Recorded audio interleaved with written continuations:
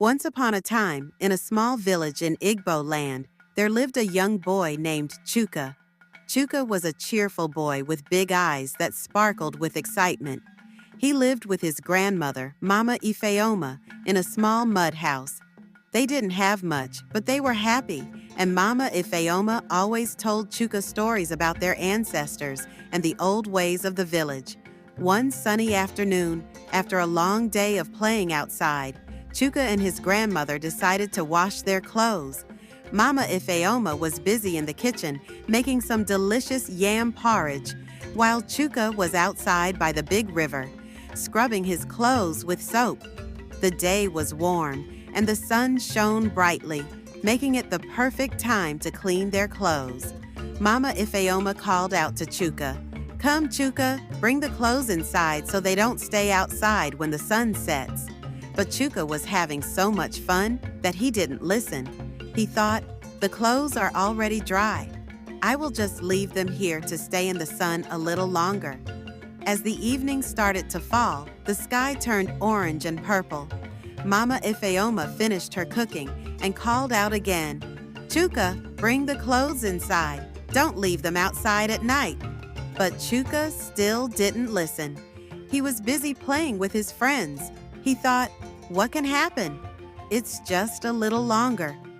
That night, when Chuka finally went to sleep, he didn't know that something strange was happening. In the dark of the night, as the moon rose high in the sky, a mysterious figure came to the village. This figure was no ordinary person. It was an old, wicked woman named Oyugo, who lived deep in the forest. She was known to sneak into villages at night and take clothes that were left outside. She would use the clothes to make powerful spells, and anyone who lost their clothes would face trouble. Oyugo had been watching Chuka from the shadows. She saw that he had left his clothes outside and knew that it was time to act. Quietly, like a shadow, she tiptoed to the spot where Chuka's clothes were drying. She grabbed the clothes, one by one, and disappeared into the night. The next morning, when the sun rose, Chuka woke up feeling excited. He ran outside to check on his clothes, but when he got to the place where he had left them, there was nothing there. The clothes were gone. Chuka's heart sank.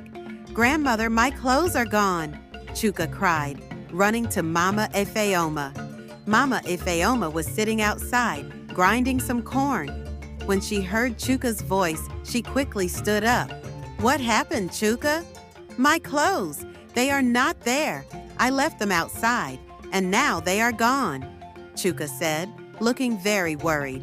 Mama Ifeoma looked at him with a serious face. "Chuka, I warned you. I told you not to leave your clothes outside at night. Now you have learned the hard way." "But Mama Ifeoma, I didn't think anything would happen," Chuka said, feeling sad and guilty. Mama Ifeoma nodded. "That is why we must always listen to wisdom. There are things we do not understand. The world is full of mysteries, and when you do not listen to advice, bad things can happen." Chuka felt bad. He knew that his grandmother was right, but he didn't know what to do next. "How can I get my clothes back, Mama Ifeoma?" Mama Ifeoma's face grew serious. "I will tell you a story, Chuka. A long time ago, there was a boy named Okoro who also left his clothes outside. He woke up to find his clothes missing, just like you. He went to the elders for advice, and they told him that the old woman, Oyugo, took the clothes. If you want to get your clothes back, you must be brave and go into the forest to find her. But remember, you must be careful, for Oyugo is a powerful witch." Chuka listened carefully. He knew he had to find a way to get his clothes back. "I will go, Mama Ifeoma. I am brave, and I can do it." Mama Ifeoma smiled at him.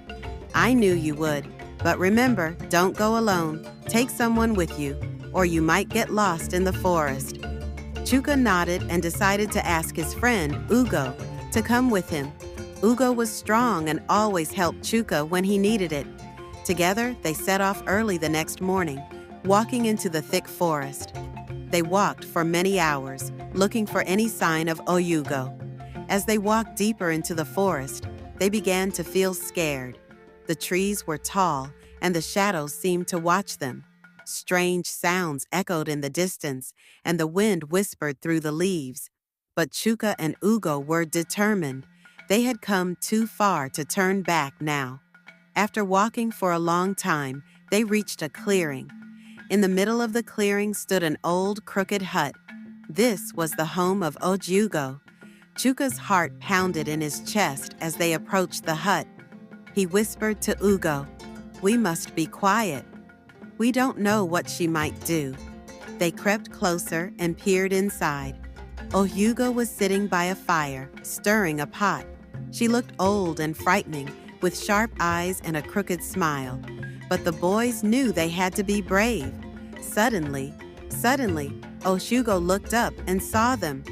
"What are you two doing here?" she cackled, her voice sounding like the wind howling through the trees. "We came for our clothes," Chuka said, trying to sound brave. "You took them last night, and we want them back." Oyugo laughed. "You want your clothes? They are mine now. I use them to make powerful spells, but if you want them back, you must prove that you are worthy." Chuka and Ugo looked at each other, unsure of what to do next. "What must we do?" Chuka asked. Oyugo smiled wickedly. "I will give you 3 tasks. If you complete all of them, I will return your clothes, but if you fail, you will stay here in the forest forever." Chuka and Ugo nodded. They had no choice. They had to try. Oyugo pointed to the first task. "The first task is to bring me the brightest fruit from the tallest tree in the forest," she said.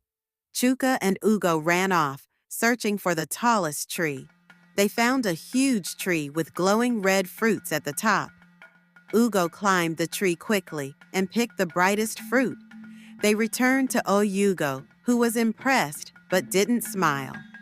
"The second task is to find a flower that blooms only at midnight," she said.